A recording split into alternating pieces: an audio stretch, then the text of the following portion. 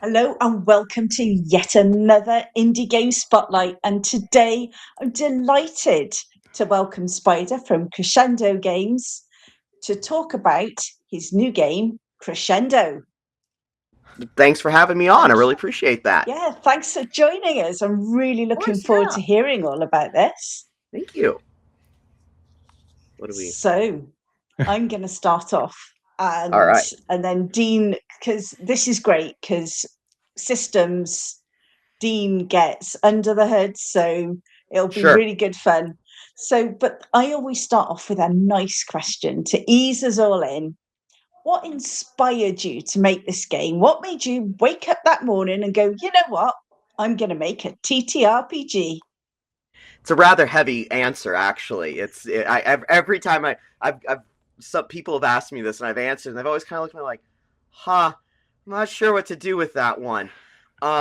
So in 2020 through 2021, I read Gene Wolfe's Solar Cycle, so Book of the New Sun, Orth of the Yeah. New Sun, Book of the Long Sun, and Book of the Short Sun. And when I got done with Book of the Short Sun, I couldn't leave. I just couldn't. It's a very dreamlike, very surreal, but very emotionally grounded, very surreal feel to the whole solar cycle. And I couldn't leave. I just couldn't leave. It was one of those I whatever this is, I have to stay here. So that's how I So, so, started. so that book series actually inspired you to make the games. That's inspired Mhm. Oh yeah. your approach to the game. Hmm. So when I start asking you about settings, I'm going to assume it's going to go down a book route, but we're focusing on the system. So I will get to my setting questions after. So if I was to ask you on the scale of really, really light and oh, get in the camera, very, very crunchy, where do you think your game is going to sit? I personally I'd put it about the middle. Um, because it's not very heavy in numbers. There's not a lot Yeah. of numbers floating around. Um, I call it qualitative versus quantitative design. So there's not a Mm-hmm. lot of like moving numbers sitting around, but there's a lot of qualitative design in the sense that like people are writing in journals and they're what you say matters. So like if somebody really wanted to get into it, they could really get into it and they could, game out their journal and really make that a part of the game. I'd put it right about the middle, mostly because there aren't a lot of numbers in the game. Like there's just not a lot of math. It's mostly what I would call qualitative design because everyone's writing in journals and figuring out how to game that. And once you figure out the word choice and a whole bunch of other things can do different stuff, people can really dive into it. I've had people really go, what's the one thing that I know will set you off? And they'll like poke and prod and they'll figure out the one word that they know is going to trigger their GM to go a Yeah. specific way. So like there's a there's a fair amount of depth in it, but there's not a lot of like number crunch. So like Okay. I've seen people who kind of just engage at the bare minimum, which is fine, and they have a good time. And then I have people who are like, I will figure out what sets the whole table off. I'm going to figure this out. And they just spend a whole lot of time on it. Oh, So, I'm so I'm you've just intrigued. said what sets the Right. whole table off. What do you mean by that? So the central thing that Crescendo does that nobody else does is that it has journals. So like, just a notebook. Oh, Everybody has one of these. And so while you're playing, you do something called hitting the books. Everyone opens up to a random spot in their journal, closes their eyes, puts their finger down, reads off whatever it is they landed their finger on, as little or as much as they feel like. And then the Weaver, or the GM, interprets that into whatever it needs to be, whether it be a plot twist, or if someone asks a question and you just sound like, I never thought of that. I have no idea. Just let's hit the books. I have no idea. So people figure out very quickly that certain phrases or certain words get different emotional reactions out of people. So they'll start like reverse engineering, like, okay, that time I put this in, he didn't react. What if I try this? Like, I have like people have admitted this. This is not like, this isn't me guessing. Like, people are like, I think I'm going to figure out what really, really, really gets him going. Or they'll do that to other players. Or they'll do it to other players. What I'm going to do before Dean comes in, because I can see his brain whirling, and I know that once he gets into, I'm going to ask one more question, and then Dean can launch in. And that is, so whereas Dean has got very much of a GM brain, I tend to be a player. Oh, fantastic. So could you take me through what I would expect from your game as a player? So I know nothing about it. I've turned up at your table. What's the sort of style and what's the flow of the game? And what would I be expected to do when? And then Dean can get into all of the other crunchy, gorgeous, lovely stuff that makes him all smiley. So what you could expect, actually, I can just go, if you know Ross from Mythic Mountain, he actually just, from Mythic Mountain games, he actually... No. Okay. No, I know nothing. I've just turned up at your table. You know what I've got? I've got a pen and I've got a book. Okay, all right. This is what I've turned up with. And I say to you, okay, how do I play this? What do you want me to do? I'd have you make a character. Your character is comprised of 3 beliefs.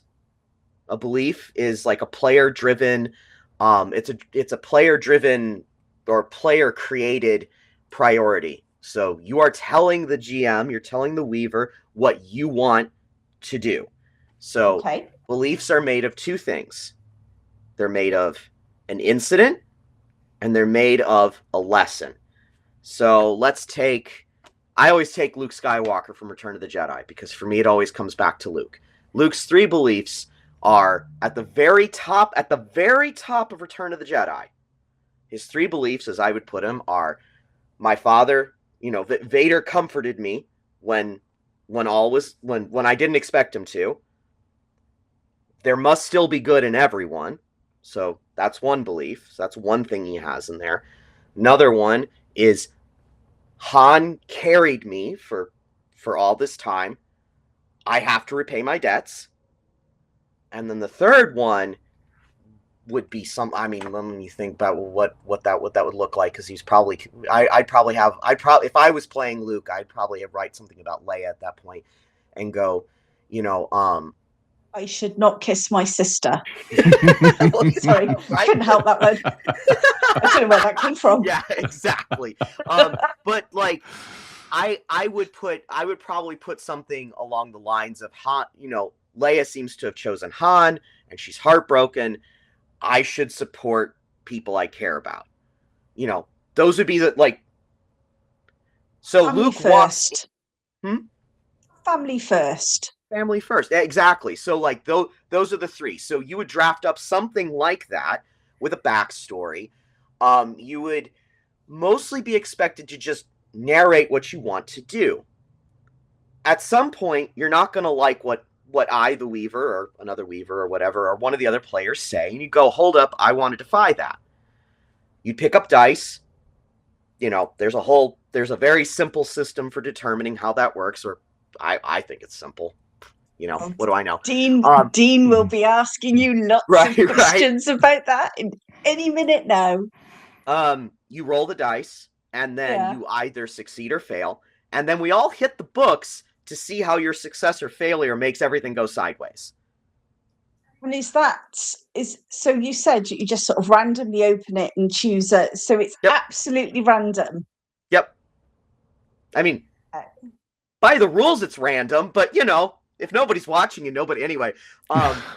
So no, we do not condone. Sorry, I am going to have. We here at Evereye Games and with all indies do not agree with cheating at the table, because I that don't just technically. spoils it for everybody.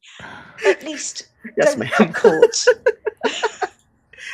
But anyway, so you would be expecting a rather narrative heavy.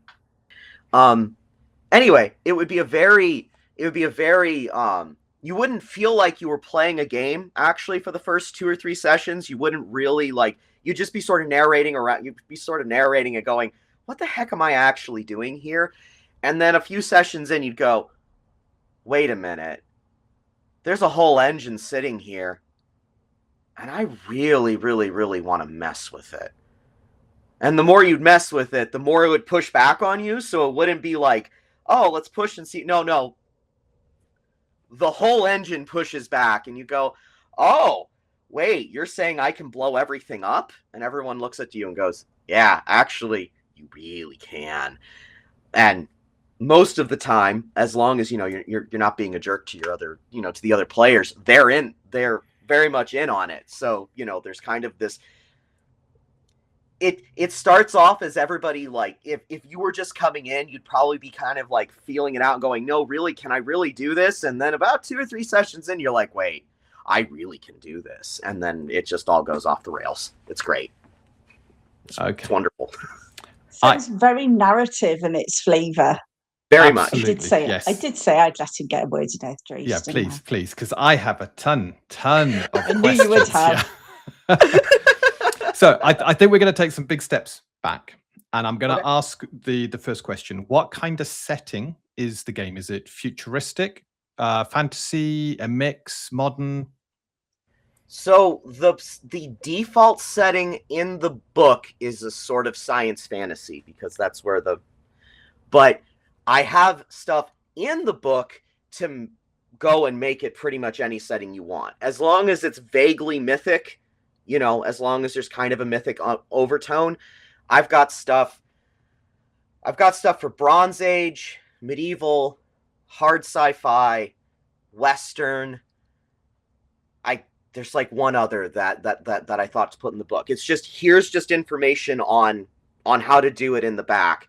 The book itself is mostly assuming sort of a science fantasy, but you have to pick something. It's loose enough that it can be applied to pretty much any setting that the GM wants to run and the players want to take part in. Fantastic. Easily. So I am assuming it's a very story-driven. So the GM kind of sets a scene, motivations. Yeah. Yep. So but he goes off the beliefs of the players to do it. Right. So players say, with their beliefs, these are the things I want to do, these are the things I'm interested in, and then the GM or the Weaver or whatever goes, here's what everybody wants. Okay. And then he just gets to mix it up as he wants to. It's not like what the players are giving him is the raw stuff. From there out, it's the Weaver to tell the tale. Does the Weaver prepare that ahead of time, or is this kind of on the spot? Around the table. Okay, so the Weaver kind of comes up with something. Yep, and then the players help to drive that story in a direction. I would more state it as the Weaver sets the initial situation, and then the players just go, and it just, at that point, the Weaver is more or less just reacting to whatever the players do, because the game is so responsive that there isn't like the Weaver basically goes, well, I would like to start here, and then before you know it, it's gone somewhere else, completely different. Okay, so continuing, because you mentioned science fantasy, which typically Star Wars is kind of considered that science fantasy kind of setting. Yeah. So if I was running something, I could start with I got a bunch of players, and I could start with, you're on this desert planet, you've all met in a bar, Two of you have got how, it's important to protect and help your friends, and you want to rescue this princess, and you two are all about survival and trying to get money to pay back big debts and stuff like this, and the other one then has a life debt to the other person. So I will start you off in this bar and we'll see where we go. Yep. And at that point, one of the players could try and blow things up by going, hang on, I'm gonna step in now, and they're rolling dice. And we'll come to the dice in a minute, but they succeed, and they're kind of, an alien comes in, the person you owe money to, he sent someone to try and get it ahead of time. And then now the players have to react to it. So this green fellow sits down, and effectively you could play out that part of Star Wars with just the players back and forth, not trying to dick each other over, but trying to support each other's stories, so they have a bit of the limelight, and they they can move forward to try and achieve each other's goals. Okay. Do you know what? That's absolutely fascinating. I've just got my head space in a completely different section now, because it's not your traditional kind of D&D-esque or Shadowrun-esque or anything like that. This is a very story-driven. Oh, honey, you're on mute, I think. Not anymore, I'm not. Sorry, there George has been playing Havoc tonight. Oh dear. We're going to have to start running polls. Which cat is going to interrupt us the most? Okay. So, yeah, I'd actually call it very narrative driven. Very much. Yeah. Okay, very much. This journal seems to be a big part of this. Is the journal a pre-printed journal, or is it something the player puts together? I just picked this up at Walmart. So when what's the in it? Player, when it comes to what's in the journal, I mean, it's just handwritten notes. I mean, it's really so. Basically, at the top of the game, the Weaver makes a setting. Setting includes a myth, so a common story. Everybody knows this common story. This is common knowledge. You don't have to agree with it, but you know it, and it's some part of your cultural understanding. And then he gives out a couple of locales, locations with a little bit of history, and he hands just this little kernel. If there's like house rules or things that are also in the game, it's also in the setting Bible. He just hands it all to them. The players then sit down. There are 7 different like backstory questionnaires or whatever. Like, it's sort of like a life path system. There's 7 different versions, and they each pick one, and they go through and they generate a backstory using the setting Bible, and to kind of keep similar vibes. They then draft their beliefs, and then they tell the beliefs to the Weaver, and off you go. Okay. And all of this is recorded in the journal? Yes. This is how the journal fills up. This is how, when they randomly pick something, they're picking a word in their journal of all the stuff that they've written down. So to continue with our kind of example, the Weaver could have said the myth is that there used to be this mystical group called Jedi, and they could control the Force. And then the setting is, you've got a couple of settings. One is this desert world, one's this verdant world, and it's all controlled by this evil empire. Right. And then the players can take all this information with additional information and build their beliefs, their backstory, and then start from there. How long does that process typically take? Not nearly as long as you think. Yeah, because at the moment I'm thinking, ooh, that sounds quite. But yeah, in practice, how long? What's the sort of average time? So to make a character, I haven't had a lot of people because once you start the game, it's a long form game. It's not meant to be over in even 12 sessions. We're talking 30, 40. I mean so character creation does not happen all that often, because you just make a character and you go. I've seen each character so far take as little as a half an hour, but that's if everybody is, because you have to sit down, you kind of have to think through the backstory. I can actually read off one one of the backstory examples right now, so that we can kind of get an idea of I think that would be good. like. Yes, please. Be useful. That'd be really nice. Let me just pull this up on Drive really quick while I'm I can just read off one of them because they're very simple, but they require a little bit of thought because you're actually pulling out your journal and you are answering the questions in the journal.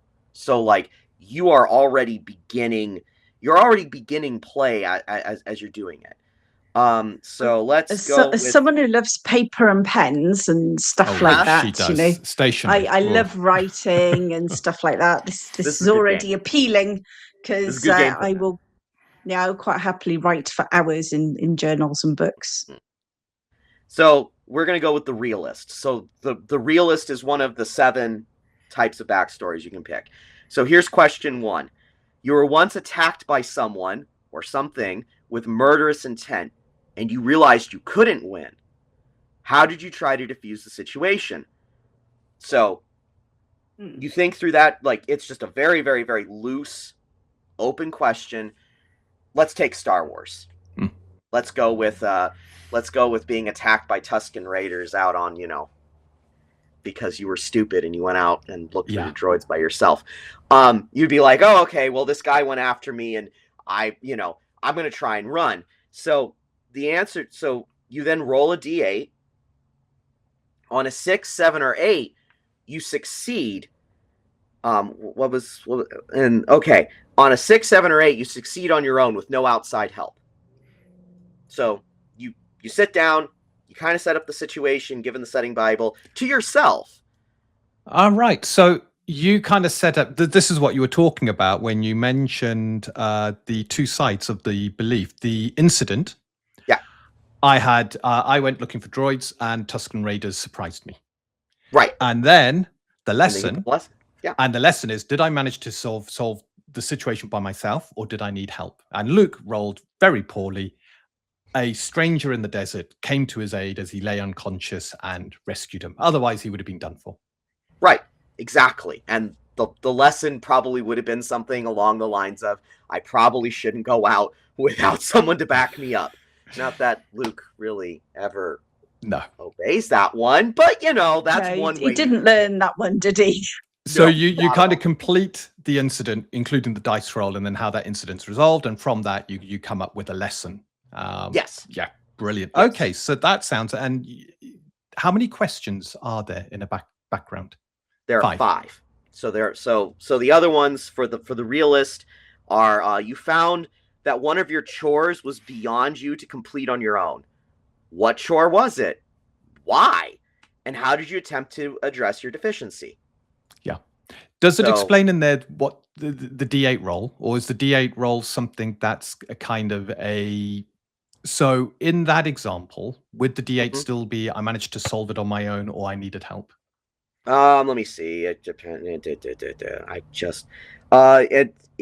a 6, 7, or 8, you successfully address the problem and gain a newfound sense of confidence. So there's actually, within the question is what the D8 would, how the D8 will help you resolve the incident, and then what lessons.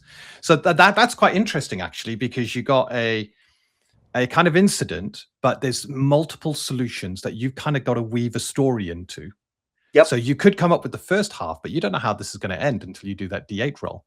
And then once you've got the end, you've been asked, well, what did you learn? What did your character learn from this experience? Yeah.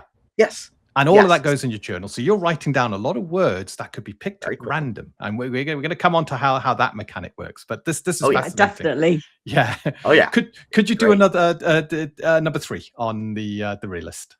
Okay. So the next one is a situation created viciously unfair circumstances, shaking you to your core. What situation was this? Why did it challenge you so? And how did you try to address it? Roll a D8. On a 6, 7, or 8, you successfully shake off the thought that all is lost and succeed in resolving the problem.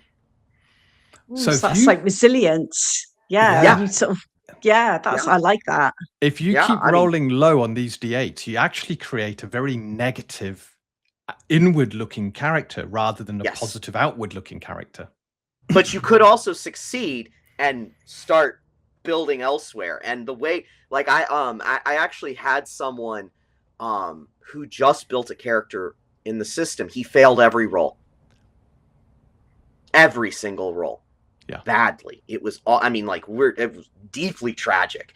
I've also had people get 4 out of the 5, and they're walking out feeling, I'm doing good, you know. The fourth one is you had to ingratiate yourself with someone who you screwed over in the past.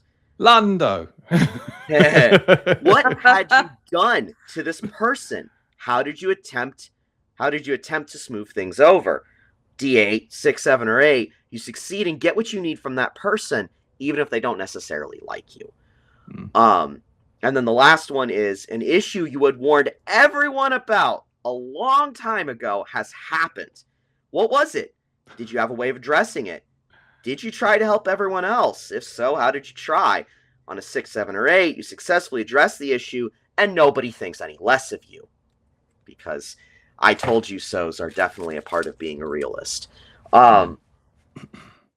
So there's 7 of these. So it doesn't matter if everybody doubles up or even triples up on this, because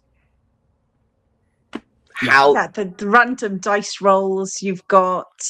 And you've got to actually think up of a specific incident. The Weaver does not think of this. No, that the player does. So 2 players probably wouldn't come up with the same one. Not even close. Yeah. I like that, because in so many systems, the onus is always pushed to the GM, whereas this actually says, come on, players, use your brain. Right. I mean, most of Crescendo is me going, the GM should not have to do this. And if you want to play this game, here, take it. You know, if you want to play, this shouldn't. I am a huge proponent for taking as much off the GM as humanly possible, and kind of shifting his role from being not necessarily being not being a storyteller, but being the facilitator, so that way other people can go do what they want to do, and then he's got tools to help address what's going on with them. So he shows up with popcorn. Yeah.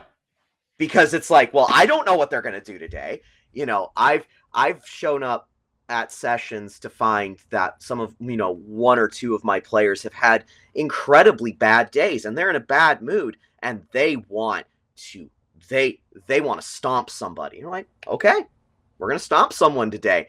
I've also had days where someone's just thoroughly exhausted, and they're like, I want to be here, but I'm not feeling like, just, I'm tired. Like, you gotta, it's not going to be this very intense thing tonight. And you're like, okay, that's fine. The Weaver responds to the player. Yeah. Which means that the player has to have tools to give the Weaver something to respond to. Yeah. So, yeah. Okay, we've covered character creation, and I think I understand that. And after you've answered these questions, you then got to come up with your 3, what did we call them? Your 3 beliefs. Yep. So you got your 5 questions, your 3 beliefs. I mean, it's actually 8 because you also get what are called traits. Character traits, just, Yeah. Greedy,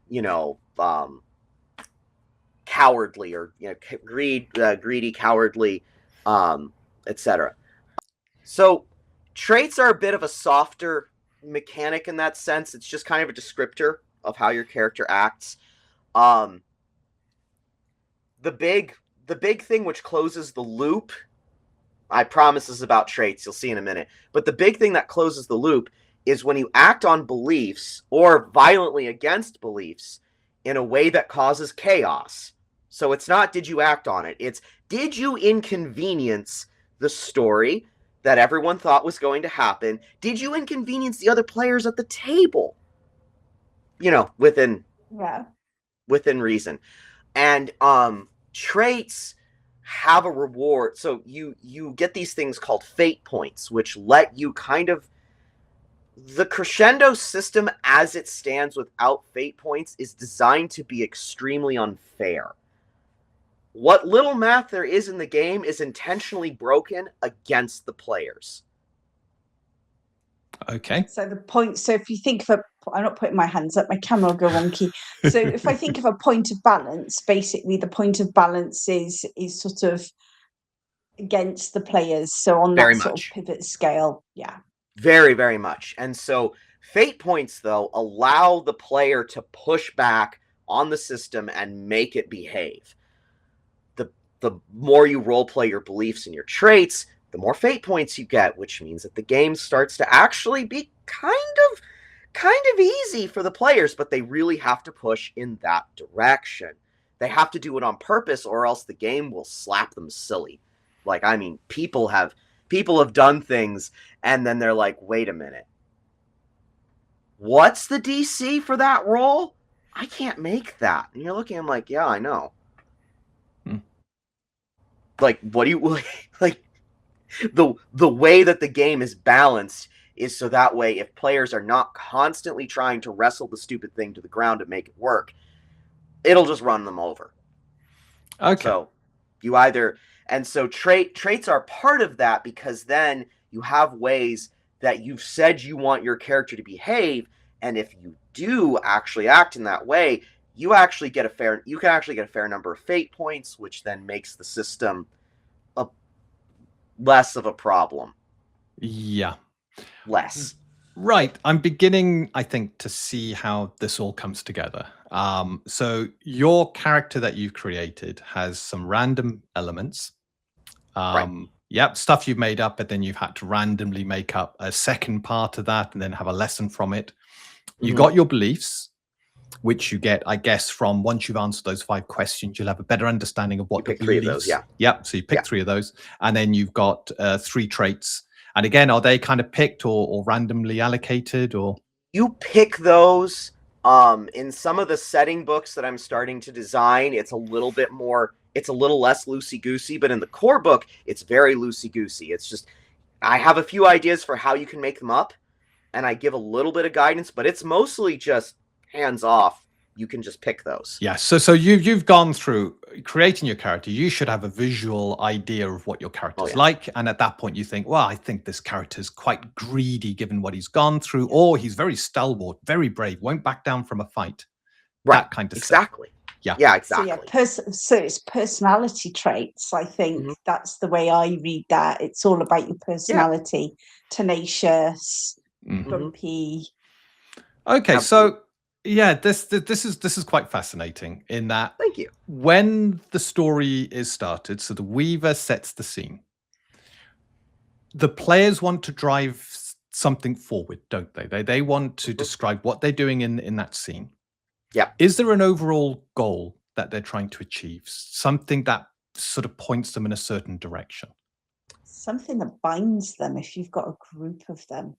So I have found that if you put people in a loose setting in about the same location, they naturally start to work together or against each other. And the game is actually weighted towards PvP. There's an actual, like, in the book, there is a reward section called PvP.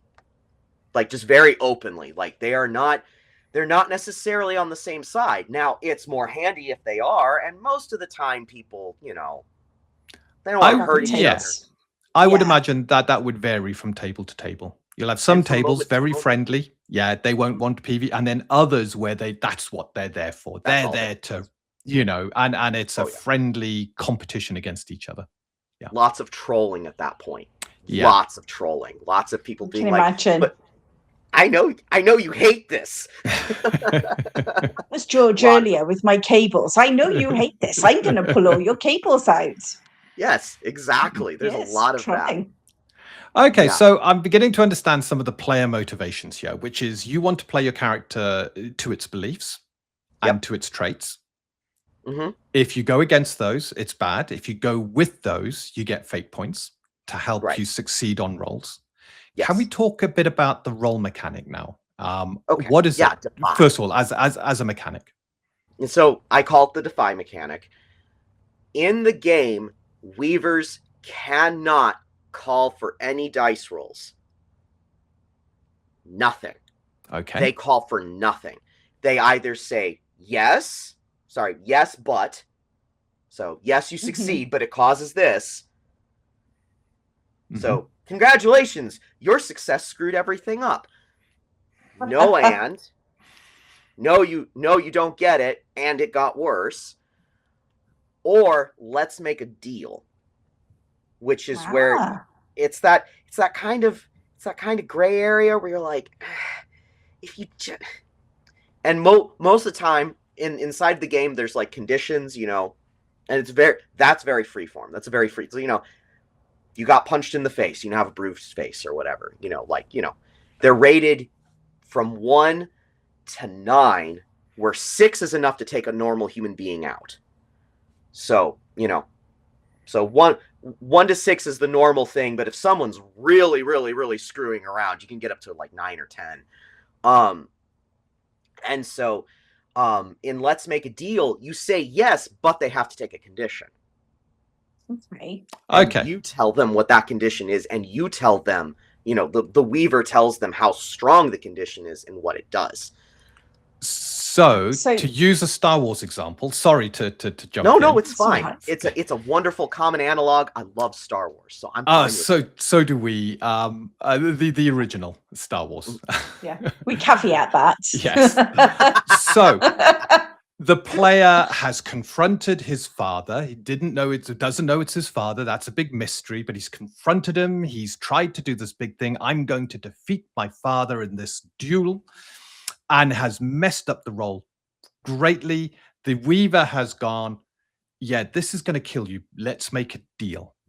And that deal is your hand has gone. You've lost your hand. That's the condition. Yep. And now you've got this person screaming in agony. They can't do anything. They've just lost their hand. Their blade has gone flying into the void, and they're clinging, at which point their father reveals the big secret. I am your father. And it's, and it's everything. And so, I guess the father revealing that's probably initiated by another player. No, not necessarily. It kind of depends. Like the Weaver's job is to take the player's beliefs and to poke holes in them.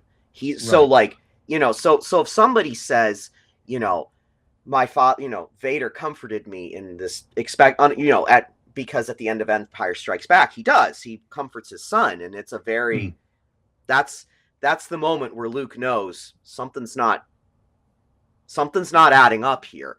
So if he writes that, it's up to the Weaver to be like, okay, I'm going to turn up the cruelty as much as I can, and I'm going to see how hard I can push this until you snap.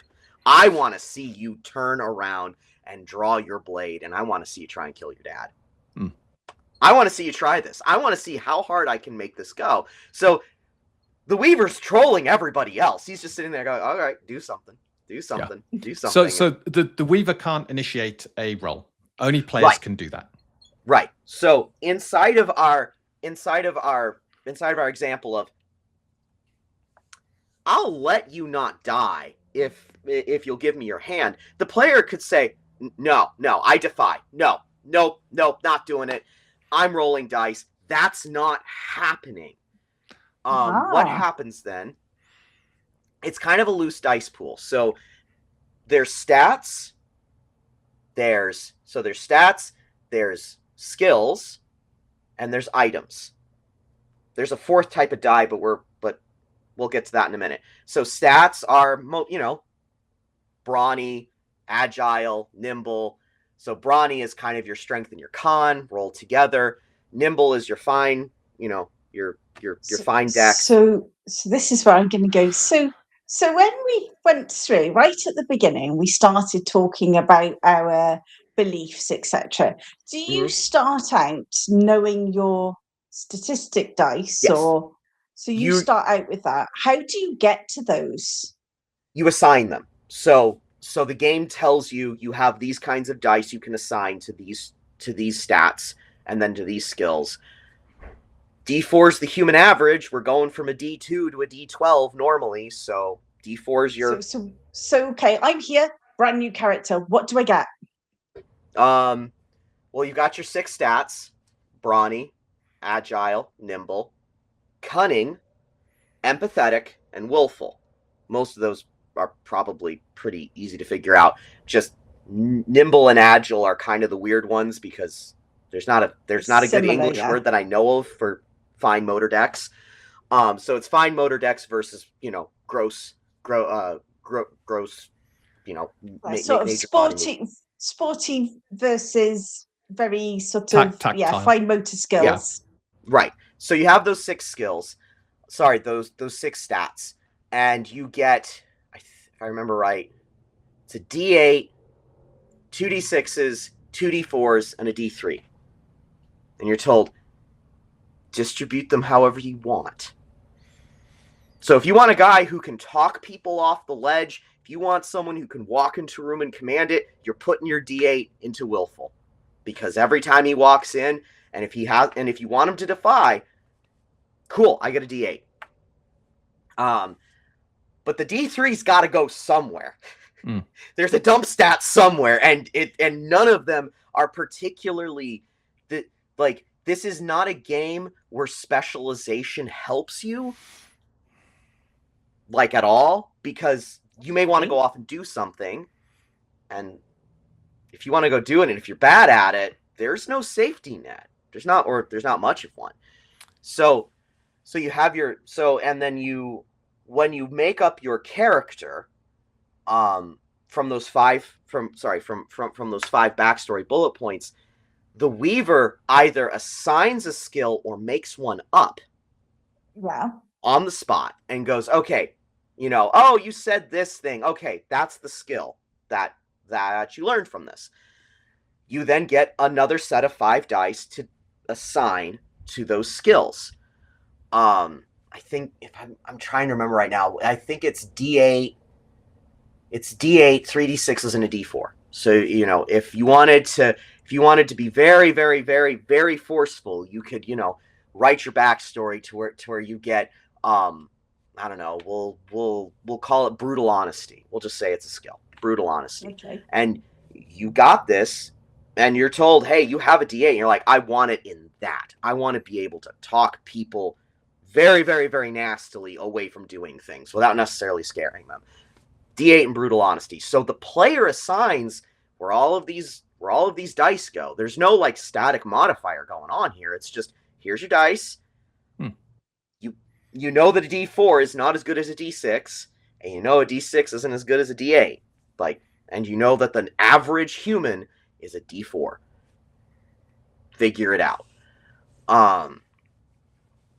So I assign those dice to my stats, and that means if at any point, so my stats are my skills, and if at any point I'm like going, well, no, I want to defy that, I'm going to roll, then I have to pick up. Is it just the stat dice, or is it the stat dice and the skill dice? How does that work? So you get 3 dice. One's the stat die. Yeah. The Weaver picks the stat die.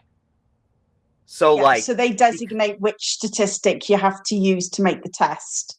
Right, because I've noticed that because stat dice are lower than skill dice, a lot of the time people will be like, well, I think my brawny should count for that intimidation. It's like, no, you were literally staring the guy in the face and threatening to cut his throat. That's not so it's just, you just remove that problem. So the Weaver picks the stat, you pick a skill, and then you get an item.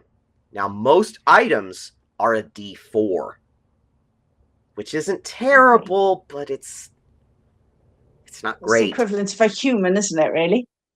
Yeah, exactly. If you don't have a relevant, available, whatever, if you don't have the relevant skill or the relevant item, you get a D2. Okay. We're getting to how this works in a minute, because this all sounds bad until you get to the end. There's a 4th kind of dice hanging around. The relationship dice. So one of the things that's going on when you're constructing your backstory, you get to make up 3 relationships. These are people who are invested in you. They don't necessarily have to like you. They may not want you to succeed, but they are invested. They see you, they see your character as a person, as opposed to like, you know, the schmuck down the street who just, you know, T-boned me. Like, they see that person. So relationships always start out as a D8, and they go up, and they don't stop at the 12 cap. They can go all the way up to 3d6. Like relationships. So relationships are powerful in the game. So that's probably your key power, isn't it? Yes. And so when you assemble your 3 dice, you can swap out one of them for a relationship die if it applies. But only if it applies. Only if it applies. So somehow you got to think of how to bring that relationship into the test that you're undertaking. The define. Right. You called it a defiance. Defy. Yeah. So you now have 3 dice, one of which may have been swapped out. You roll them all, and you then have to convince the Weaver that you deserve the top 2. Okay. Otherwise, you get the bottom 2. And there are times when the Weaver will, when people play with me, there's sometimes I go, no, that's nonsense. You know you don't deserve the top 2 on that roll. You know that the situation that you engineered when you started to roll was not nearly good enough for the, no, take the bottom 2. And then you compare to static difficulty class, which in most cases 7. At the beginning of the game, it's 7. So you have these 3 dice, you roll them, you pick the top 2 or the bottom 2, and you compare to 7. Okay.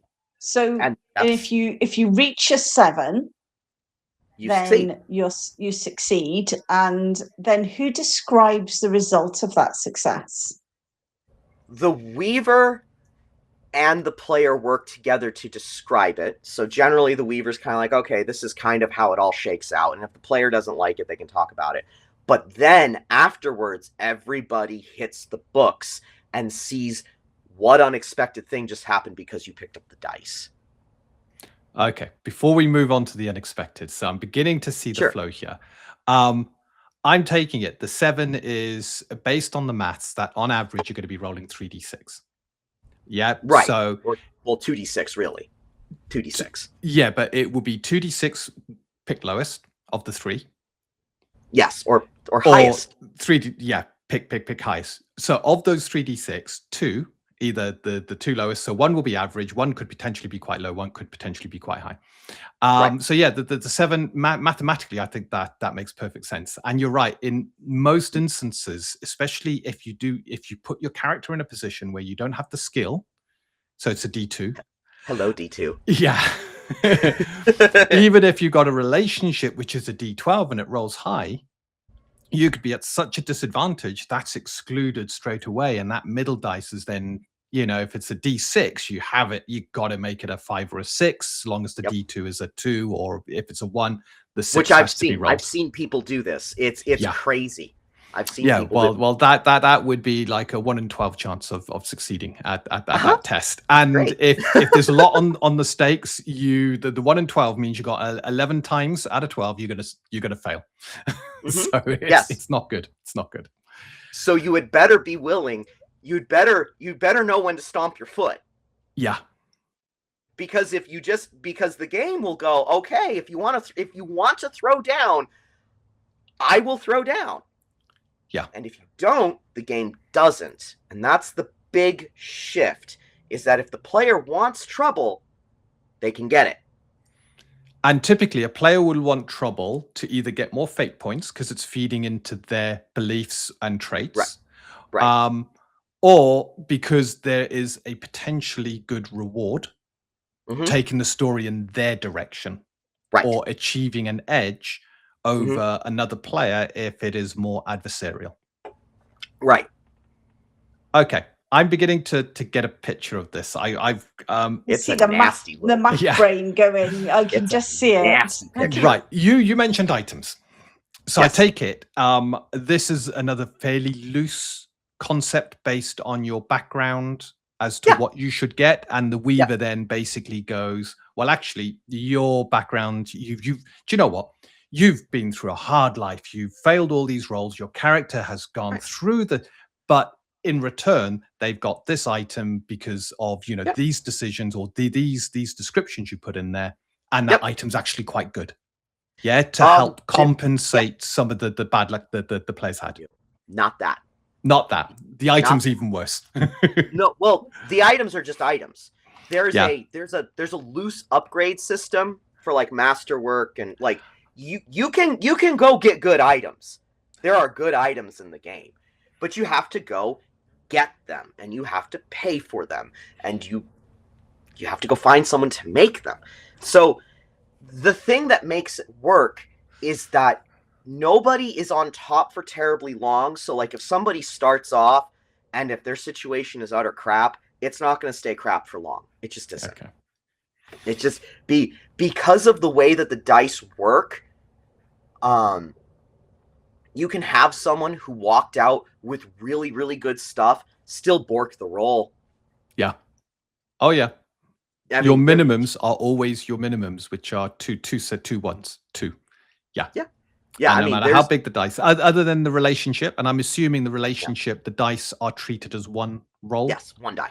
Yeah. So if the relationship, if it's 2 dice, they're added together and that's treated as one roll. So if you drop the highest, likelihood is that's the result that's going to go. Right. Yeah. It's a pretty. So it's designed. Personally, I really dislike when mechanics are not themselves a source of chaos to gaming, because if there isn't the chaos, then people aren't pushing. Because if there's something where if there isn't a sense of like, if I pick this thing up, it might bite me. Players then respect that thing, and then they will only want to use it when they absolutely have to. Yeah. And that's before we even get to hitting the books afterwards, which screws everything up. Okay, so it's a holy hand grenade, isn't it? Really? Yeah. And the player can do whatever they want. Yeah. Here, take it. Before we move on, then items at the start of the game, you may have some items. They typically will give a D4. I'm guessing. Right. Most of them give a D4. You can get higher ones up to a D10 if you're willing to put in the time and the money. Yeah, but I would imagine that's probably done during the game. Yeah. And you got money, but that will be based on, as in you can accrue money, but that would be based on the kind of setting you're in. So credits for a Star Wars based setting, New Yen if you're playing more of a Shadowrun kind of cyberpunk or something like that. Yeah. Okay, I'm beginning to get an understanding here, which is good. So we've had a defy. That's been resolved. You then mentioned hitting the books. Yes. So what does that entail? Well, I mean, like we had said before, everybody grabs the journal, opens it up, finds a spot where they know there's writing. Because, I do have blank pages in this thing. Pages are too good, yeah. Yes. And you put your finger down. So this one, I'm pushing through being broken for Ifan. Okay, there's one. Let's do another one. Another player might go, Raphael, having learned how to banish the god. Okay, these two, and then the Weaver picks up one. Alistair woke up. You just sit down, because the Weaver gets to pick one too, and he just sort of free associates from there.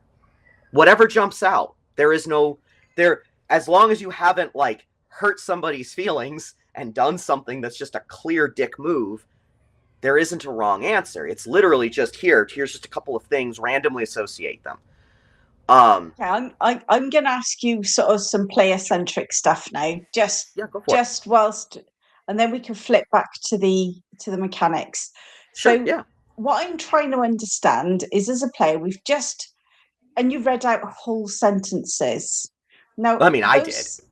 Yeah. Okay. So those were whole sentences. Yeah. Is it a word we're supposed to bring out? Is it a whole sentence? And in this journal that we've been writing stuff, this is our character sheet. our beliefs, so it's stuff that we build up during character creation and probably during play. Is that right? Yeah.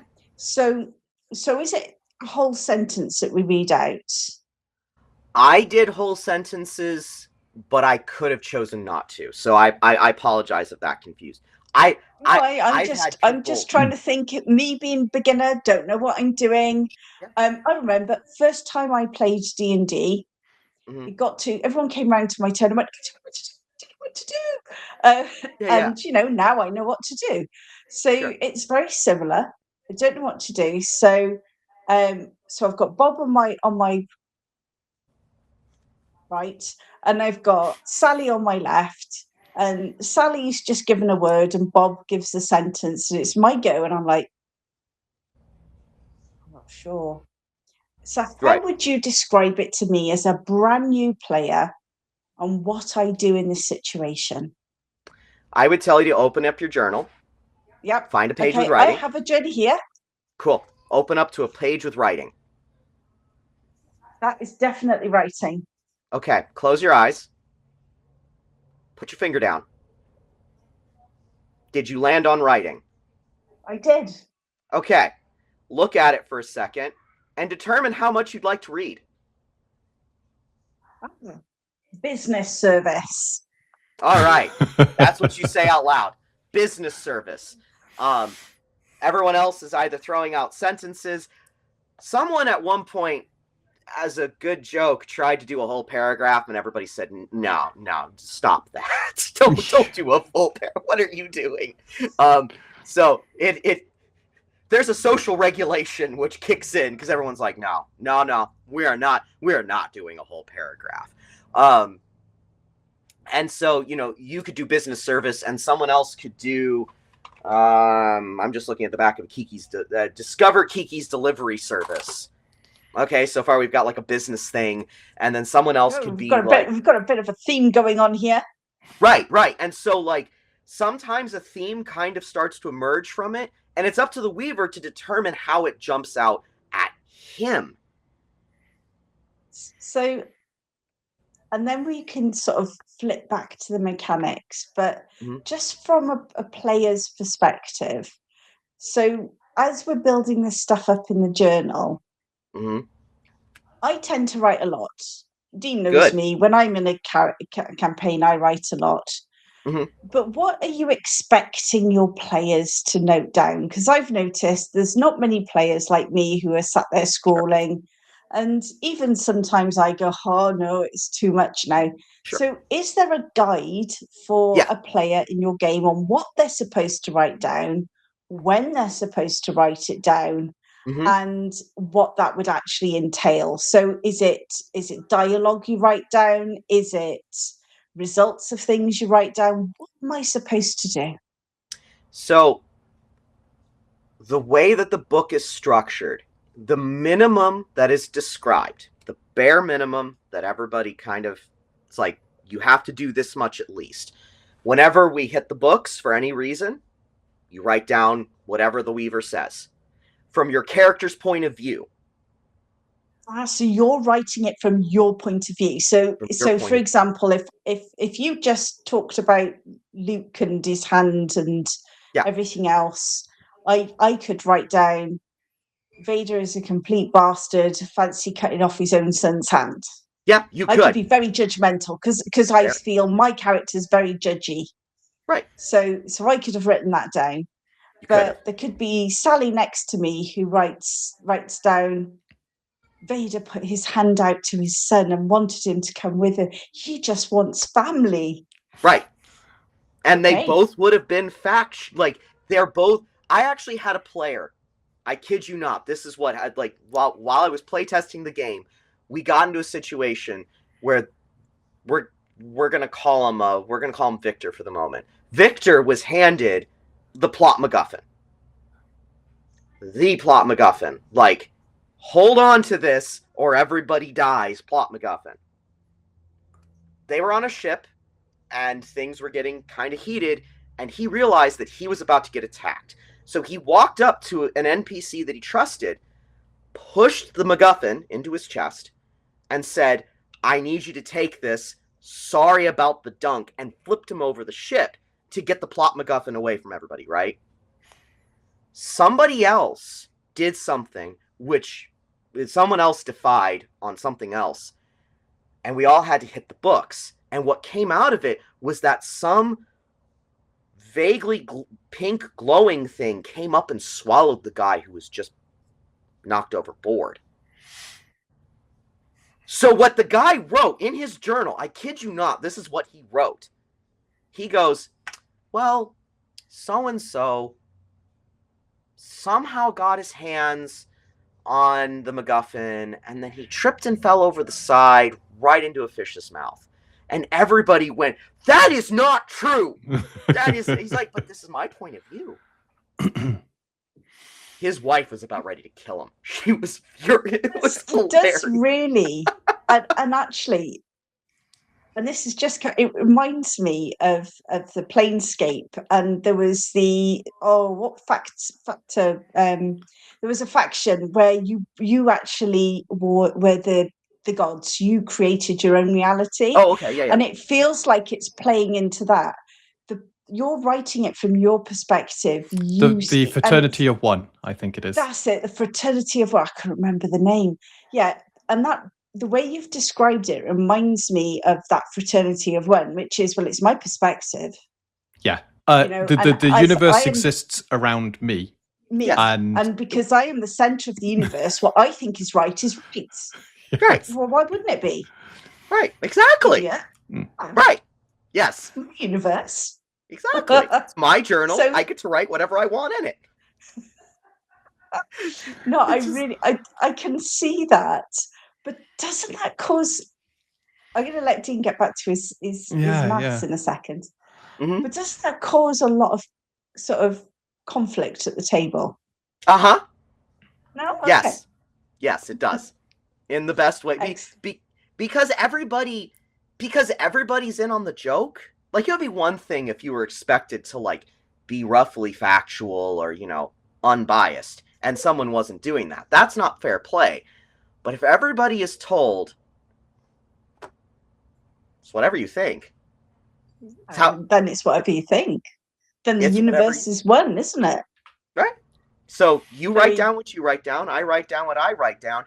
And the thing that makes it work is because everybody has emotional attachments to the things that people are writing about, it actually means that everybody actually gets along with each other in a really, really odd way. Because it's like, oh, that's what your character took out of that. Well, that's not what my character took out of that. Or in some cases, you liar. You lying snake. You, I knew I didn't like you. And so it gets this... It actually... But the universe rotates around me. So, you know. Right. But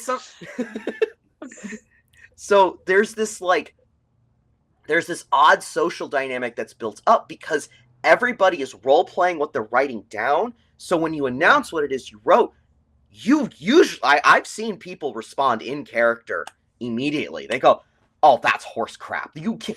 I was there. I saw what you did. You can't say that. And I'm like, oh, do something about it. Go ahead. Make my day. And everyone's like, oh, okay. So it does this really interesting, and I didn't do that, most of this game was not done on purpose. Most of this game was me just sort of playing out and then realizing that there were all these little things going on and being like, well, there's the game. I mean, I don't need to do anything else with it. Everybody does it already.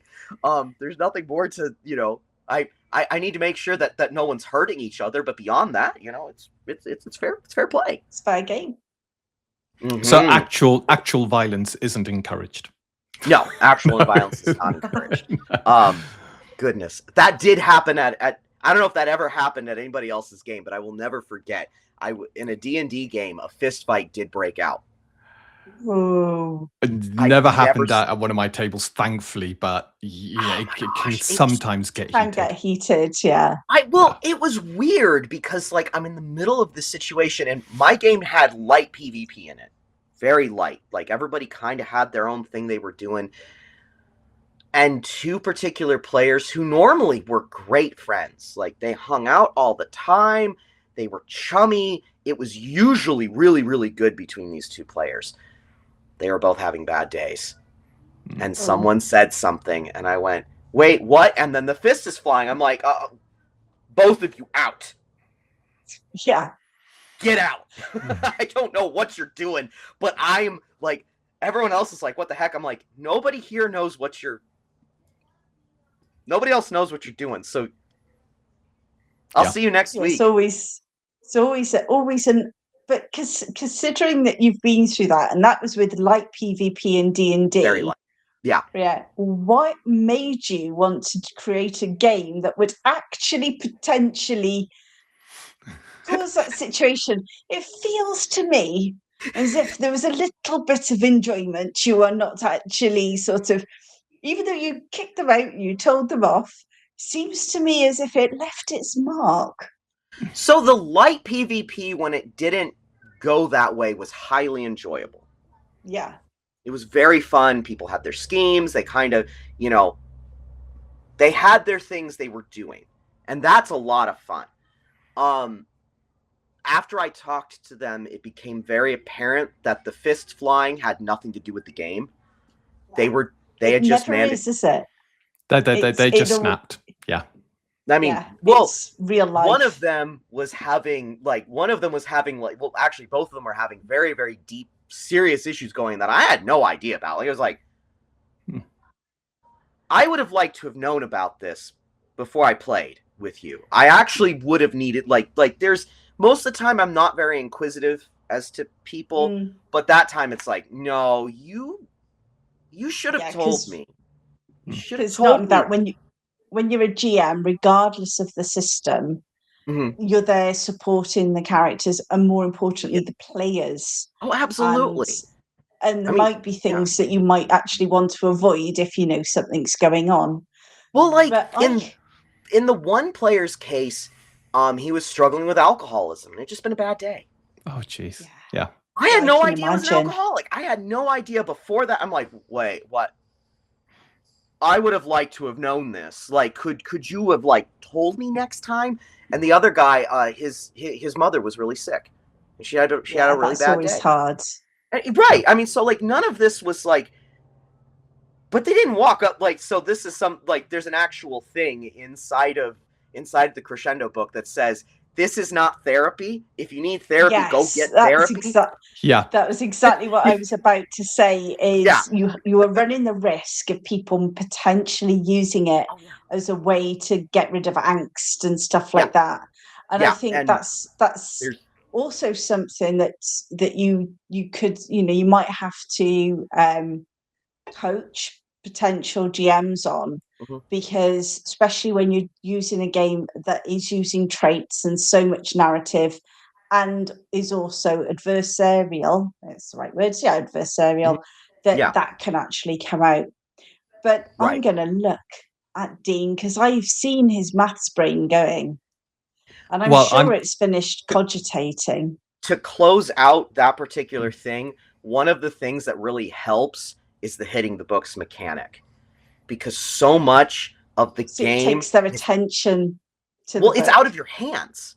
You have to detach to a certain degree.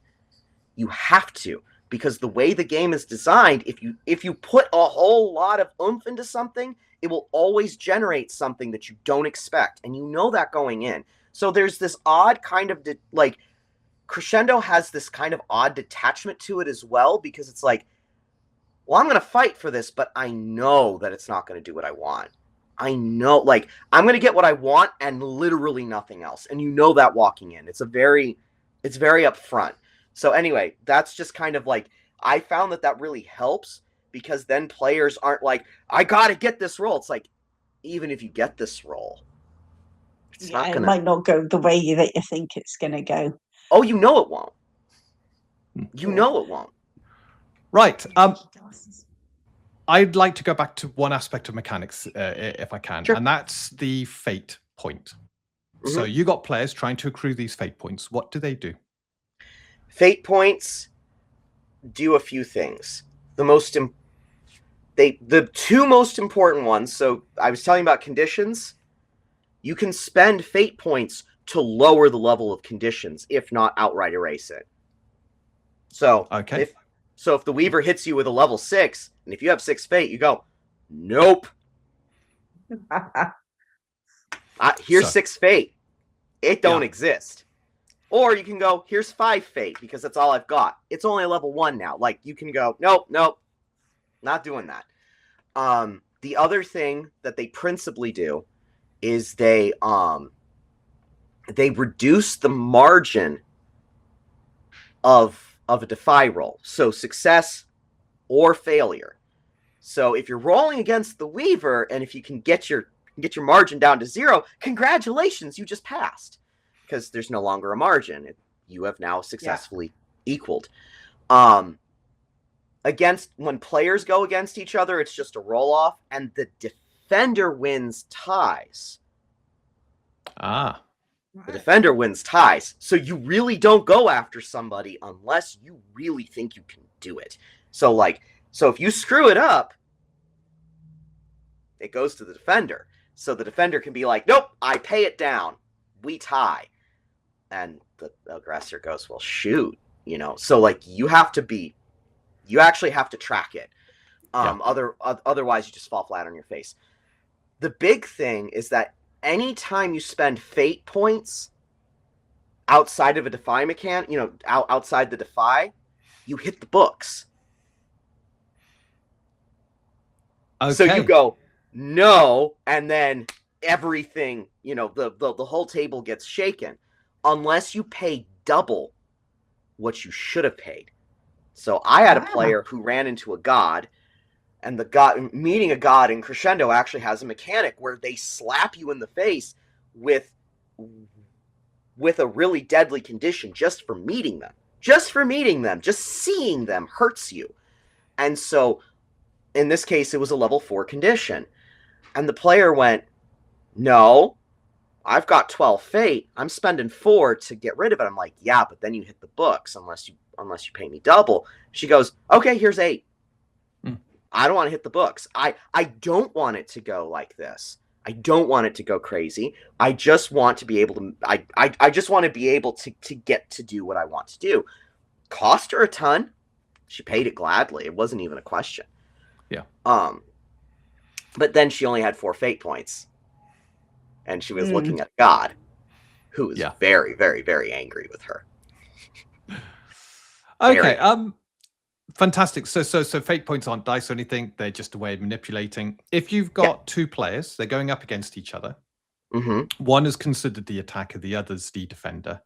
Sure. Who's allowed to spend fate? Is it only the person who is behind? It is whomever they wish, but ties go to the defender. So the attacker is 3 above the defender. The defender spends 3 fate to drop the attacker by 3. Yep. So it's a tie. Can the attacker now go, I've got a fate point, I'm going to drop you by 1? He can't, because as soon as you tie, that's it. It's over. It's done. So there's no. Would the attacker have to, almost as they're rolling, go, I'm spending fate points to reduce the defender? Or don't they actually get that option because the defender can always reduce it potentially to a tie? Right. Because, so I would think that at that point, whoever has the most fate points wins it out. Because then it's like, okay, I tied. Well, I'm going to spend a little bit more. And you're like, oh, but I can spend it again. And so just at some point, someone's going to run out, or someone's going to go, I need these for something else, and this isn't worth my time. And so at that point, it more or less, I think of that as regulating itself, because players spend however much they want. So it could go back and forth. Yeah, it could. Effectively. So the defender goes, I'm dropping it by 1, and the attacker goes, no, I'm going to drop it by 1 as well. Right. And they can go back and forth until one of them chickens out. Right. Or they all spend all of their fate just fighting each other. And then the Weaver in the game wins. Exactly. Yeah. No, I think that's fine. So this brings us into an area that I've been thinking about, which is, how does the flow of the game go? Because there's a lot of stuff that seems to happen. Is there a set order in which things can happen, or is it a kind of free-for-all? How does that flow go? It is a free-for-all. Most of the stuff that we've described happens very rarely. Because you're narrating, and it either... Yeah. And you either, like... So everyone... What's odd about this game, and the thing that I never anticipated when I was designing it, so, like, again, most of what you're looking at that you like or you're intrigued by was not on purpose. This was just stuff that I found that I was like, oh, we're keeping that. That's great. Keep it. You know, one of the things that starts to happen is that players kind of set their own pace, because the mechanics that we're all talking about, they only show up when you want them to. But you will want them eventually. Eventually, you're going to want to do something that everybody else doesn't really want you to do. And at that point, the rules come out. Stuff, you know, fate points fly, dice hit the table. But then it immediately goes back to just people narrating. Right. And during this, the Weaver has the Weaver got a role to play in all of this? I mean, he's setting up the situation. He's adjudicating player narration. You know, he's the one that ultimately decides if something works or doesn't. So he's still part of the story in that the players can, for example, the players can in a situation say have almost a discussion with themselves. Right, we're in this situation. What are we going to do? And agree a path. And then they look to the Weaver once they've described what they're doing to see whether it worked or not. And if the Weaver then comes back with something that was unexpected or something they don't like or one player doesn't like, that player can go, no, I'm defying that. Right. And that's where the defy mechanic comes in, to try and twist the story in a different direction, or to say, look, I'm not happy with what you're doing there. No, that can't be allowed to happen. Right. Yeah. And that would typically be narrating. I've grabbed this idol. I've gone running down this passageway. There's boulders come flying after me. I'm fine with all of this. I'm under the thing, but my hat's come off. And the narrator's gone, well, the door's shut. I'm defying that. Right. I want to grab my hat before the door. And then you have that roll. Yeah, exactly. Yes. Exactly. Yes, actually, I could see someone in a Crescendo game getting hung up on the hat. In all honesty, they're not happy. They're not happy with where the story's going. They got a trait that says they value their possessions. They cannot lose that hat. Right. Exactly. So they throw down for it. Okay, I'm beginning to see that, and I guess where you have player versus player, that would be where a player's saying, "I'm doing this," and another player says, "No, you're not." Right. And then that becomes a defy action. And then once that's done, you hit the books because it kind of resets the scene. Yep. And then it's down to the Weaver to describe, okay, after all of these kerfuffles happen, here's now where the state of play is, in conjunction with the players. But pretty much it's their control. Right. And I'm guessing because you talked about sessions being like 20 to 30, campaigns being 20 to 30 sessions, long running. If not longer. If not longer. I guess it's as long as you want them to go on, as long as the story continues. Right. You could hit the big bad, you could think that's over, and then season 2 hits, something else happens, and you're off again. Right. Okay. So you're going to get to a point where your book is going to be quite big, your journal. What happens when you fill up your journal? You pick up a new one. So when you then randomly go back to your journal, you're almost deciding which journal. This is 12 years from this is all of my campaign journals that I played in the one. I just pick up a binder. Yeah. And then randomly flip to a page, and then dunk. Yep. There we go. We're done. Yep. Okay. We've got a quick question. Sure. Does the journal that you flip to have to be the one from your current campaign? So we haven't gotten to that with players yet. The answer is no, not necessarily. We've not gotten to that part in playing, mostly because the games take as long as they do. Yeah. I would at that point, no, if you're still in the same history, you can pick up the other one. And you can start seeding in things from that game and putting it into this one. And you can do that there there are ways to program the journals that are just complete nonsense. Like, just looking at like, okay, I see what you're doing here. Like, you know, and I mean, and to be fair, it's funny. Because players will be like, I really want this particular character to show up. I'm going to keep journaling about them and everything. And everyone else is like, the situation doesn't even address them. And they're like, I know, but we're in a shop, and I thought of them because there was this thing in the corner, and it reminded me of something that they once did. So I'm going to journal about it. Yup. I've actually had players like deliberately start programming their journals, and they'll start going, oh, I like this character. I want him. And so you just keep putting it in, and it pays off. People do this on purpose. And I think that's funny. Like, I think that's, you know, you're engaging with the game and you're trying to make something of it. I mean, if anything, you should be doing that. So, like, yeah, no, this is not like, so if someone is like, well, I have a journal from this previous campaign in the same world, I'm going to pull it out. Okay, sure, go for it. All you're after really is random phrases or words that help you determine what happens next, or the unexpected, the chaos. Yeah. Yes. Someone pulls out Tolkien that they've just put a little notebook around. Yes. I've had people do that, and I've done it. Actually, when on Wednesdays or Thursdays, we actually run a Crescendo Eberron campaign, and I have the Crescendo. I have the 5e and the 4e campaign guide sitting next to me. I'll be like, I don't feel like picking out of the journal. You just go pick out of the Eberron book, because I mean, you're playing an Eberron. You're playing in the world. So long as the journal's thematic to the world you're playing in, that's the most important thing. So you don't want to have like a point to a wizard casting spells if you're playing in a setting where there's no magic. Right. That would be. I mean, you could do something with it, but it would be more difficult. It would be awkward. Yeah. Yeah. I had a dream. Right. But like, yeah. So anyway, yeah, that's the, like, you get this.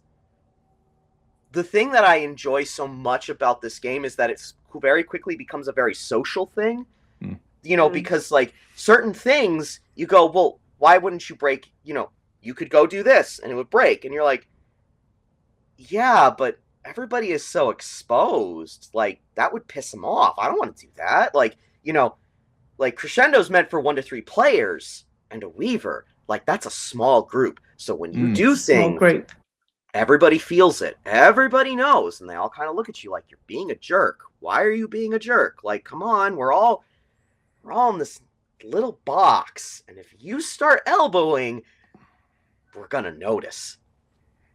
So I suppose my question, and this comes on to my mention of magic. So, I mean, we've talked about the characters, etc. Do you have anything like magic or anything like that for your characters to utilize? Or is it all narrative and all discussion? How would that work with your system? So I have 2 ways that I have come to approach it.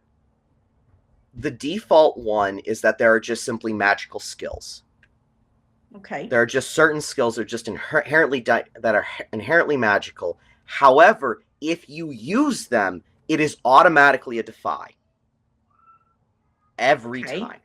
So like, if you, and on my channel, I've got an example of that actually.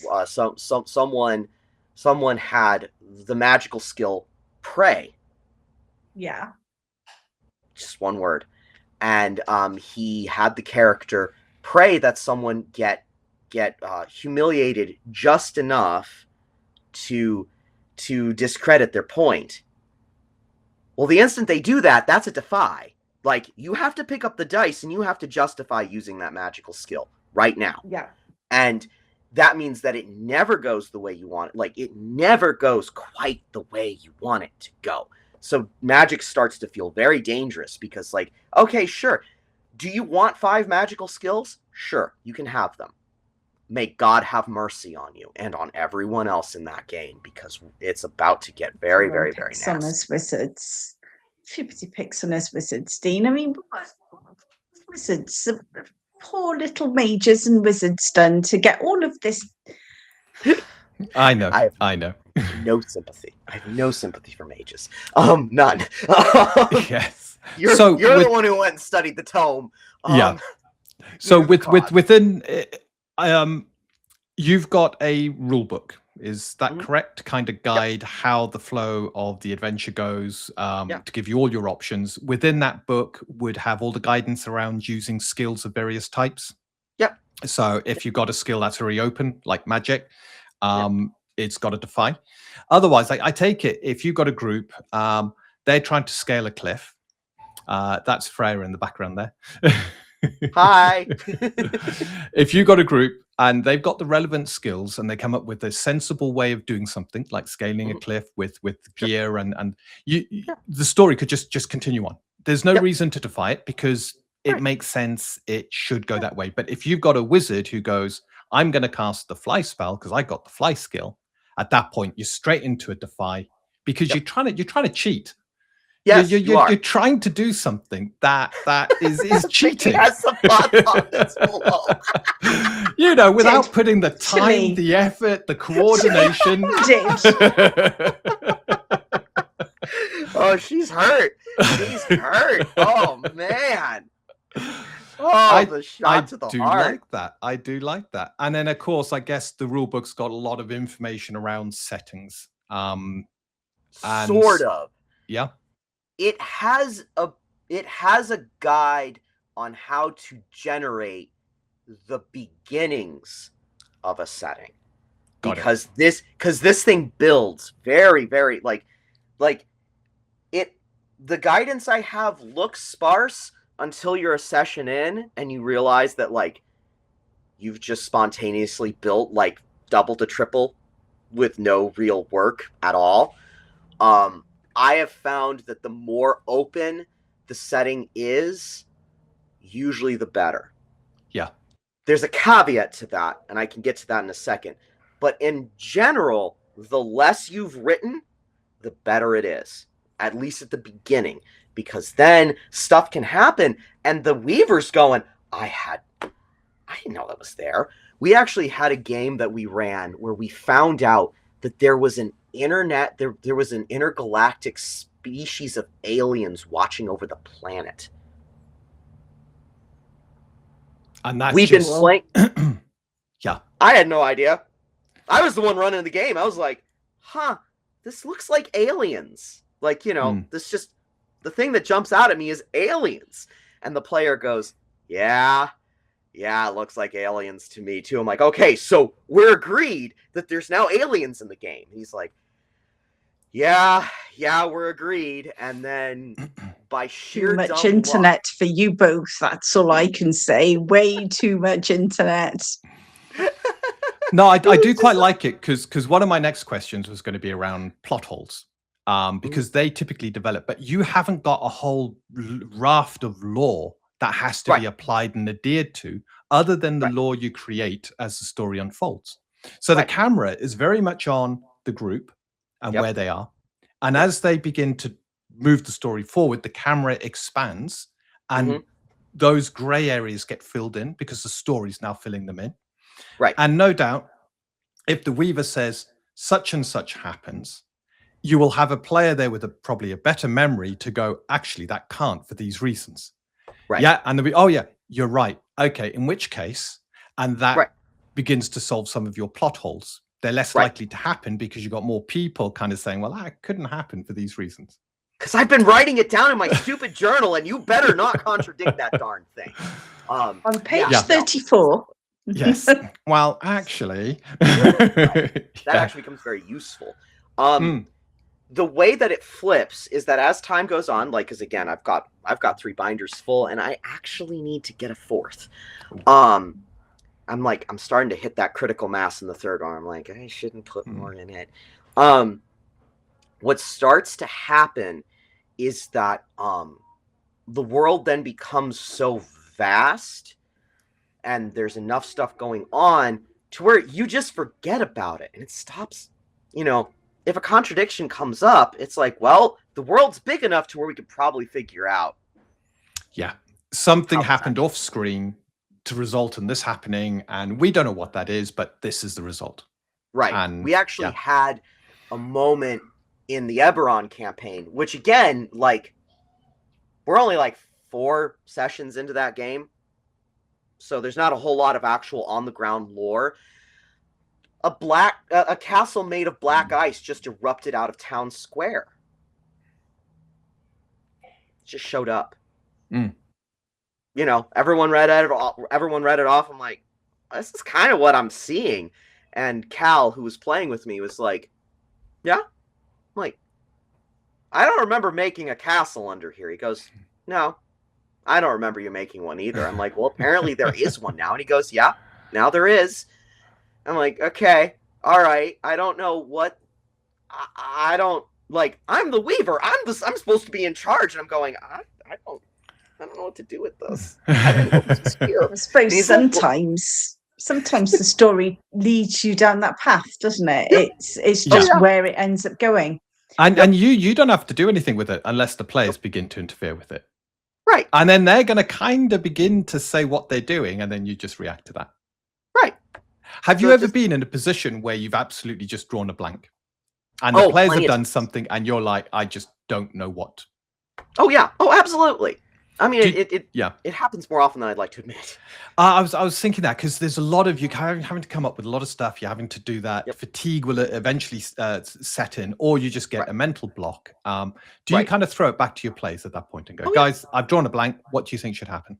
Right. And then a bit of brainstorming, a bit of people discussing, something comes from it. Yeah. I mean, I've found that as long as you're generally pretty honest about what's going on, players will just be like, okay, yeah, sure. This is kind of what I was thinking.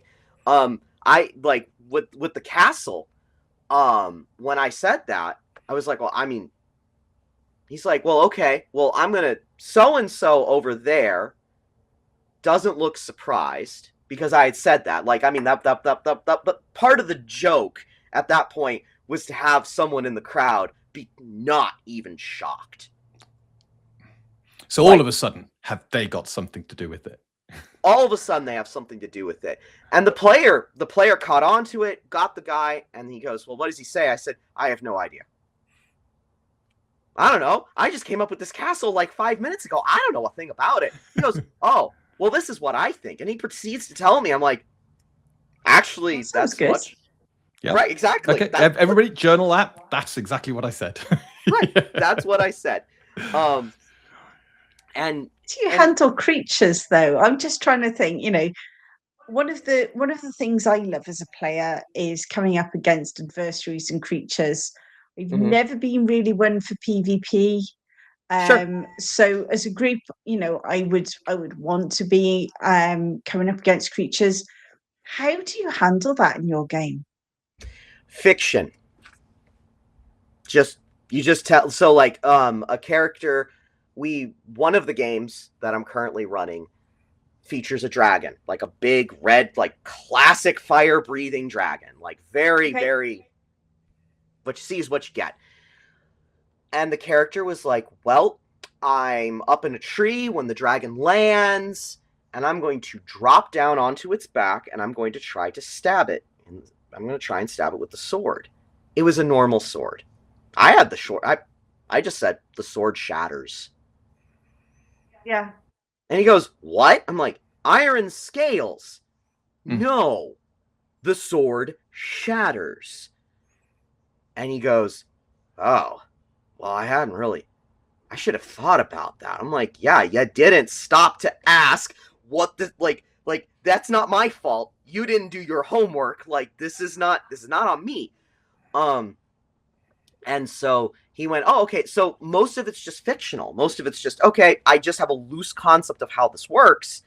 And if a player does something that makes sense, you let it happen. If it doesn't, you don't. And that player did attempt to defy. He was like, no, I don't want the sword to shatter. I actually want it to get through. And when he got to whether or not I should pick the top two, he goes, well, I think I should have the top two because I took the thing by surprise. And my response was, do you have a D12 in strength? He goes, no. Like, so you're not as strong as humanly possible. He goes, no. I said, no. That don't make any sense. No. You're trying to stab something that has scales harder than the sword. Like, short of being almost superhumanly strong. No, I just don't see it. It's like saying, I take this door by surprise. Can my axe go through it a bit better than normal? Right. The door's a door. It's a barrier. The scales are a barrier regardless, taking the creature by surprise. Right. I mean, if you you'd also happen to roll a 1, a 2, and a 7. Yeah. So he had to get the top dice. Yeah, and he didn't get them. Because it didn't make any sense. If he had been talking about trying to look for weak spots, gaps in the scales, softer areas that he could potentially attack and then drop onto those, that might have been a different situation. Yeah. But that's not what he did. Instead, he went, I drop on the neck. He did not, like this is one of those games where if you're going to play that and go after creatures, you have to be very specific. It's like, well, I drop on the neck. Okay, well, okay, you drop on the neck. What did you think was going to happen here? Like, you gave him a headache. Sorry, it's a she. It was actually a female red dragon. It's like, well, you gave her a headache. She didn't like it.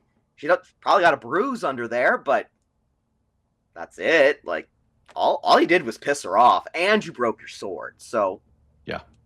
I take it the defeating of a creature is really down to the Weaver. They decide at what point the group have done enough combat prowess against the creature, landed enough blows, or done enough narrative stuff to defeat the creature. Yeah. Well, so much of the game is, like, I actually say in the book that the Weaver plays the setting. The Weaver role plays the setting. Like, this is, like, the setting is a character. Narrator, isn't it? It's the narrator of the story. It's right. Well, I mean, but he's wearing the setting like a suit. Like that's his thing. That's his. So, like, he is expected to be the person to say whether or not that would work, because it's his character. You know, he would know out of everybody at the table. So it's much less of a, like, yeah, there's a neutral arbiter in there, but the idea isn't that you're arbitering the world so much as you're going, but my setting wouldn't do that. In this, like, this is my cliff. I know the cliff. I made up the cliff. I know it. So you have to ask me questions about my cliff. And I find that works really nicely for the most part, because then people are like, well, okay, I'm interacting with something that isn't mine. Yeah. I don't own this. This is not something that is neutral. It's the Weaver's. So I have to respect the fiction that the Weaver set out. And if I don't, the Weaver can backhand me, and I can't do a darn thing because I stepped on his stuff. This is his stuff that I'm messing with. And so, like, there's kind of this odd relational thing to it at that point, because then it's no longer like, well, do you think yet your setting would respond to my character that way? And then it changes things up. There's kind of an odd like camaraderie which then begins to develop, because, you know, it's sort of like between two player characters, where it's like, well, I mean, would your paladin really be pissed off if I did this? I mean, and you know the answer, because you're asking the guy, you know, and it's not, do I succeed? It's, does this make sense to you? And that dynamic changes things really, really, really nicely. So, you know, that's my long over-winded answer on that. No, it sounds... No, it's really interesting. So I like it because it's very unique in the way that you get a lot of TTRPGs. It's very narrative. I've written down narrative, collaborative, storytelling, and world building. There you go. That I think encompasses what this is. Thank you. Yeah. I mean, when I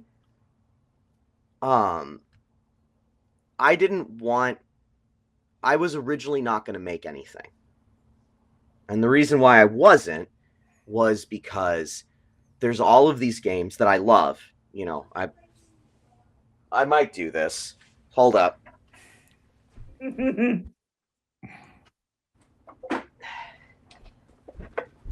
This is how much I love the game Burning Wheel. I made this. Fantastic. Like here's my books for Burning Wheel. There's room for dice. Like, this is, you know.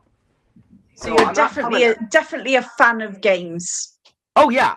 And I did not want to make something that just, and this is not speaking against anybody else, because it's not intended that way in the slightest. It's meant with the utmost respect. I didn't want to make something that just retreaded, because I've got all this stuff and I love using it. You know, I've got Mythic Bastion land downstairs, and someday I'm going to run that darn thing. You know, I've got the Dark Souls RPG, which is probably not something people would expect me to love, but I do. Like, I have stuff that I love. So why would I make something else? Like, what would possess me to do something like that? There's so much out there that's so good. And so if I'm going to make something, it had better be different, because everyone's already made stuff I love. What's the point in... I mean, now, there are people I know of who are like, well, yeah, but I want to make my thing. My version of or whatever. And I personally don't have interest in that. I just don't. No, it's one of those things. Our hobby is full of so many different types of games, styles of games. Everybody's got what they like, what they don't like. And to turn around and say one is better than the other, that's stupid. It's like having a menu in a restaurant and saying, well, that food's better than that dish. No, the dishes are going to suit different people differently.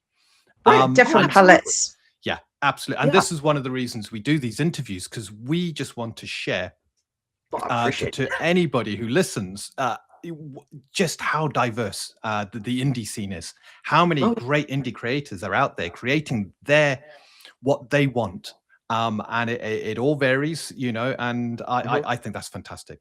Your system, I'm very aware of the time now, and we're going to need to start wrapping up, but your system it's the most unusual we have had so far. Well, I appreciate that. Thank you. I mean, I definitely unique. It's got a really unique flavor.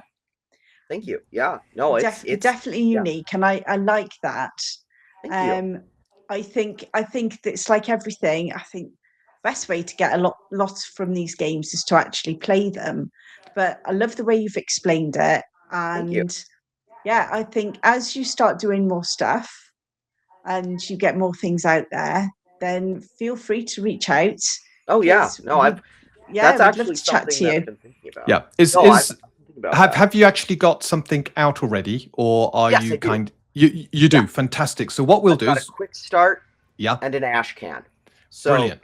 So the quick start doesn't cost any money. Just pick it up, try it. You just need one person to be the weaver, one person to be the player. There's another 2 characters in there if you want to try it with up to 3 people. The ash can is not necessarily for design's sake. The ash can is because I've never written anything like this before, and I keep finding people who say my text sucks. Okay, cool. Tell me my text sucks and tell me where to fix it. Yeah. Thank you. I'll go fix it. And that's just what I've been doing.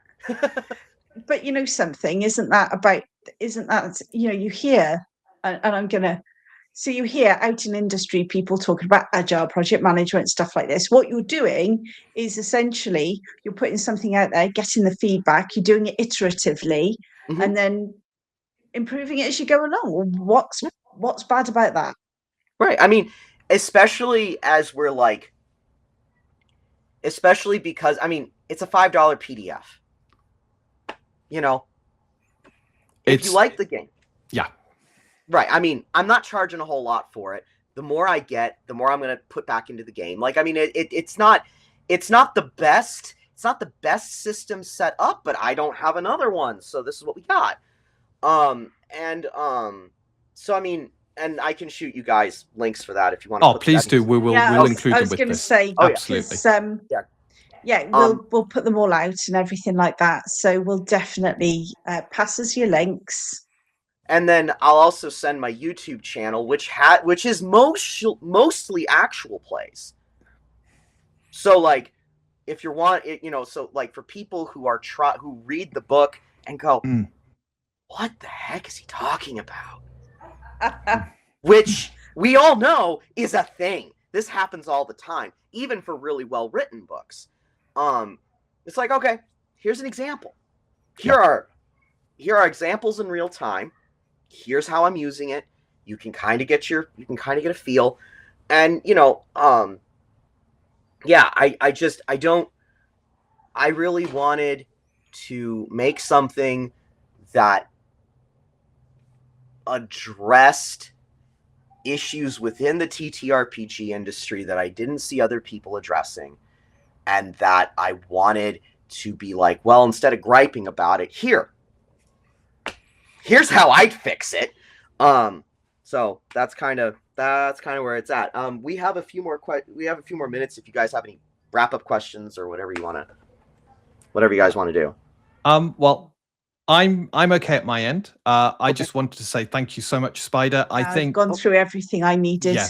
What awesome. you've brought is another style of game, and I think that should be applauded. It's fantastic. Definitely. It's just giving people more options when they come to look at what do they want to do around the table.